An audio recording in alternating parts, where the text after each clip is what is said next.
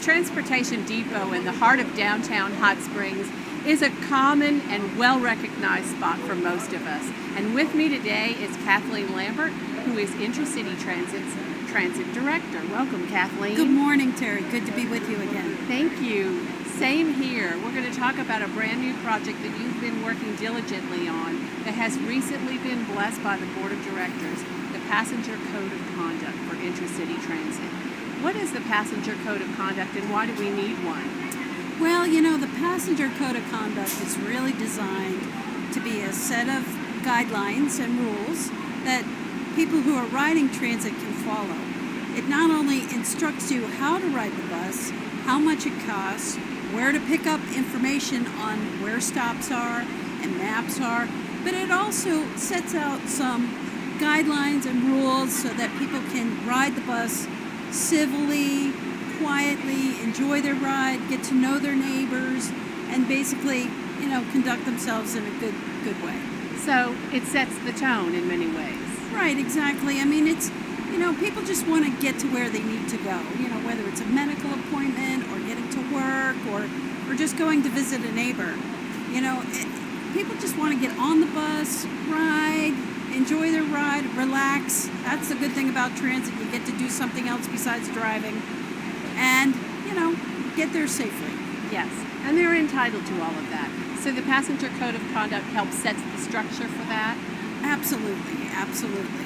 So the changes in the Code of Conduct really talk a lot about updates that we did for carrying certain items such as baggage or lots of groceries or drinks in open containers. That's always a point of contention.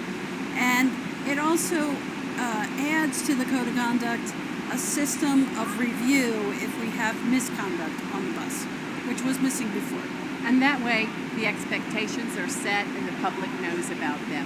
How are you getting the word out about the Code of Conduct now that it has been established? So right now we have a Passenger Code of Conduct campaign on the bus. We have wonderful visuals that were created by our public information officer.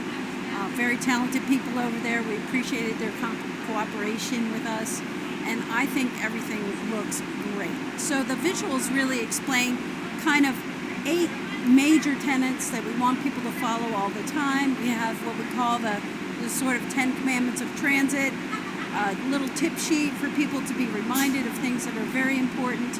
And of course, one of the most important things is for people to have their fare ready and pay their fare when they board the bus. Let's talk about that. Having exact change can be a challenge, but it's extremely important, isn't it?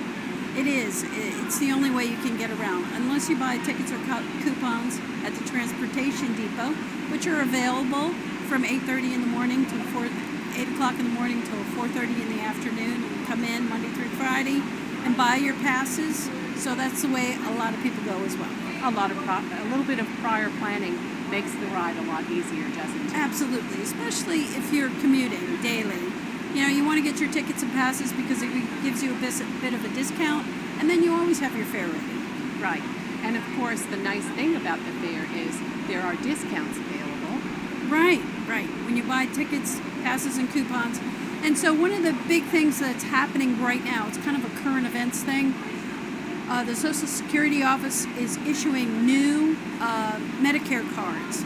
And by the end of this month, all the Medicare cards that are coming to Arkansas will have been delivered. If you didn't get your Medicare card, you need to call the Social Security office and get your Medicare card. The reason why you need it is because the end of September, we will no longer accept old Medicare cards, old letters of determination, things like that. You need to have your new Medicare card to receive half fare for disability or a senior, unless you have your identification where you're 62 years or older. Okay, and so a lot that's of people quite a use benefit. that. Yeah, it's a big benefit. We want to support our disabilities community, and of course, our seniors are a major part of our ridership. So obviously, we want to provide people with that benefit, but we need to know who's who. Now, most people, especially your frequent riders, know about the do's and don'ts when on board a bus. But what would you say is a common one that people might overlook or forget that is important to follow? You know, really just having that fare ready to board, being ready That's to ride. the number one. You know, so that's what we talk about in transit in this group is be ready to ride. You know. Yes.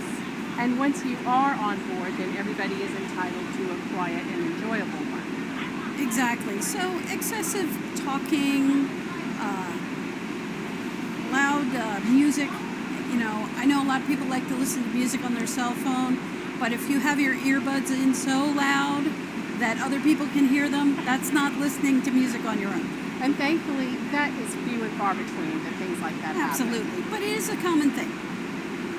Can you talk a little bit as we wrap up about the ridership? We have a significant number of people that use the transit system, don't we? We do. Our ridership is doing very well this year. We seem to be about on par where we were last year. Of course, right now with new Medicare and SNAP benefit requirements for people to work part-time, we're hoping to provide those low-cost rides to folks who need to get to those program updates, if you will. So that's one of the things I think that's going to be very important going into next year. One thing that we've noticed that you have really worked on is having information available in Spanish as well as English. Right. So right now our Spanish-speaking community has increased in Hot Springs. So we want to provide, we're going to be updating our system maps and key system information documentation to include Spanish translation. And we also have Spanish translation resources within the city, especially our new driver, Oscar Galan, who started with us this past week. He's a native Spanish speaker. He's a really fine gentleman. I'm looking forward to having him on board my team. But we have many resources throughout the city and other departments whom we can call on if we need Spanish translation.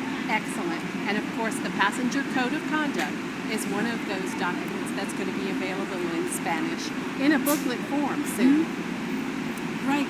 We're looking forward to that coming in shortly. Yes. Is there anything you'd like to add as we wrap up and as the buses get ready to leave? Well, it looks like we're ready to roll, and we're on time. Excellent. That's always a big plus with Intercity Transit. You're going to get where you need to go on time. Thank you, Kathleen, for joining us today. We appreciate all the updates about the Passenger Code of Conduct, which is really going to be a helpful tool as we go forward. And next week, we'll bring you more city news.